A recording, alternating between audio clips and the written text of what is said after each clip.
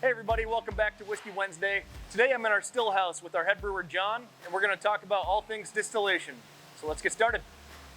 For lack of a better term, we start with a hopless beer, which is our wort, and then we take it, which starts about 8-ish% beer. Then we throw it in the stills, boil the out of it essentially.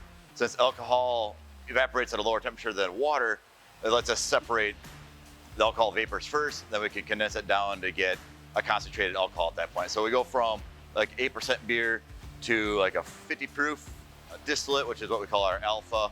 And then from that, we'll take it and run it through the finishing still, and that bumps it up to about the 140, 150 range. From there, we'll cut that down and go to barrels. So I don't get to run the stills very often these days, but back when I did, my favorite part of the process was always the separation between heads, hearts, and tails.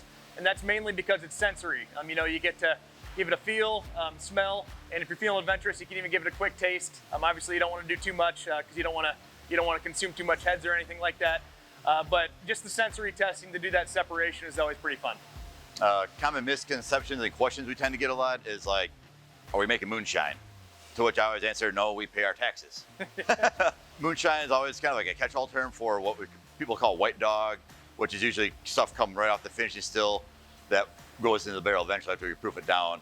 Beyond that, like obviously it comes out clear just because like you stripped all the color out of it, and all the colors come from the barrels and stuff like that.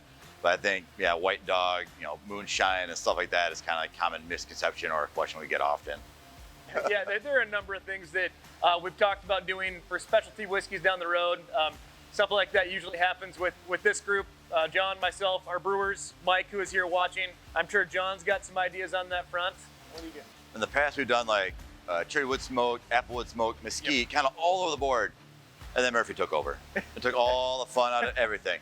I'd love to see us bring back a cherry wood smoke, mesquite. I'd really want to see coffee malt come in.